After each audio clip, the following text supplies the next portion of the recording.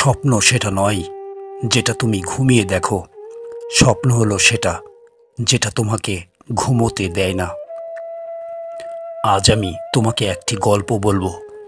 একটি ছেলে যার জন্ম হয়েছিল ভারতের এক দরিদ্র পরিবারে, যার বাবার তেমন শিক্ষা ছিল না, কিন্তু যার চোখে ছিল অসীম আকাশের মতো স্বপ্ন।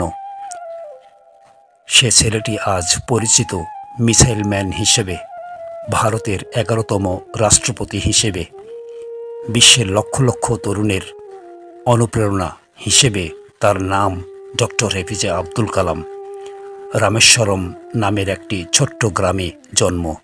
পরিবারের অবস্থা এমন ছিল যে ছোটবেলা থেকেই পত্রিকা বিলি করতে হতো। স্কুলে যেতেন খালি পায়ে, তবুও কখনো নিজের স্বপ্ন ছাড়েননি। একদিন বলেছিলেন, যদি তুমি সূর্যের মতো চলতে চাও তবে সূর্যের মতো পড়তে শিখো। তিনি শুধু বিজ্ঞানী ছিলেন না, তিনি ছিলেন ভবিষ্যৎ নির্মাতা। ইসরো ও ডিআরডিওতে কাজ করার সময় যখন সফলতা আসছিল না, তখন অনেকেই হাল ছেড়ে দেন। কিন্তু কালাম বলেছিলেন, ব্যর্থতা তোমাকে ভেঙে ফেলার জন্য আসে না, তোমাকে গড়ার জন্য আসে। প্রকৃত ব্যর্থতা হলো চেষ্টা না করা। কালাম সাহেব দিনে 16 ঘন্টা পর্যন্ত কাজ করতেন। তিনি নিজেকে বলতেন, আমি ঘুমাবো না যতক্ষণ না আমার কাজ মানুষের কাজে আসে। তিনি কখনো ধনী হতে চাননি, তিনি হতে চেয়েছেন গুরুত্বপূর্ণ। এটাই তার শিক্ষা। তোমার লক্ষ্য হওয়া উচিত মানুষের জীবনকে স্পর্শ করা। তিনি বলতেন, শিক্ষা এমন এক শক্তি যা পুরো সমাজকে বদলে দিতে পারে। তিনি চাইতেন প্রতিটি তরুণ জানুক, শিক্ষিত হও, সাহসী হও, সৎ থাকো। একজন শিক্ষক হিসেবে তার শেষ মুহূর্ত কেটেছে মঞ্চে, যেখানে তিনি তরুণদের সামনে বক্তব্য দিচ্ছিলেন। কালাম বলতেন, তোমরা ভেবো না তোমরা ছোট, একটি মোমবাতি অন্ধকার ঘর আলোকিত করতে পারে। তোমার ভবিষ্যৎ নির্ভর করে তোমার আজকের সাহস, শিক্ষা আর স্বপ্নের উপর। তিনি বিশ্বাস করতেন, তরুণরাই পারে সমাজ, দেশ, এমনকি ইতিহাসও বদলাতে।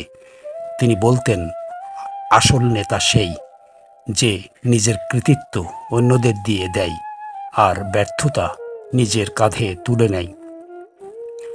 এই এক শিক্ষা দিয়ে তিনি কোটি মানুষের হৃদয়ে জায়গা করে নিয়েছেন। তার মৃত্যু যেন এক শিক্ষা।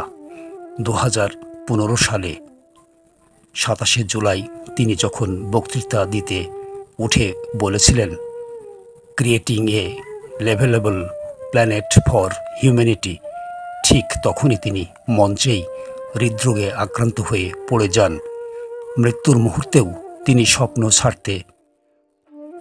ছড়াতে ছিলেন ব্যস্ত। বন্ধুরা, এই জীবনটা ছোট, কিন্তু তোমার স্বপ্ন হতে পারে বিশাল। দারিদ্র্য তোমার দোষ না, কিন্তু স্বপ্ন না দেখা তোমার দায়।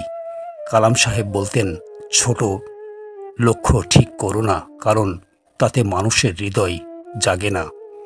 তুমি যদি সত্যিই কিছু চাও, তোমাকে শুধু কল্পনা না, কঠোর পরিশ্রম, অধ্যবসায় আর সাহস লাগবে। তুমি আজ কোথা থেকে শুরু করছো সেটা বড় নয়, তুমি কোথায় যেতে চাও সেটাই বড়। তুমি বড় হতে চাও, তবে আজ থেকেই স্বপ্ন দেখো। তার মানে মনে রেখো, স্বপ্নই সেটা যা তোমাকে ঘুমাতে দেয় না। যদি তুমি আজ অনুপ্রাণিত হও, তবে এই ভিডিওটা শেয়ার করো। একটা মানুষও যদি তার স্বপ্নে সাহস পায়, তবে কালাম সাহেবের শিক্ষার মর্যাদা রক্ষা পাবে। সাবস্ক্রাইব করে পাশে থাকো, আর মনে রেখো, তুমি পারবে, তুমি অবশ্যই পারবে।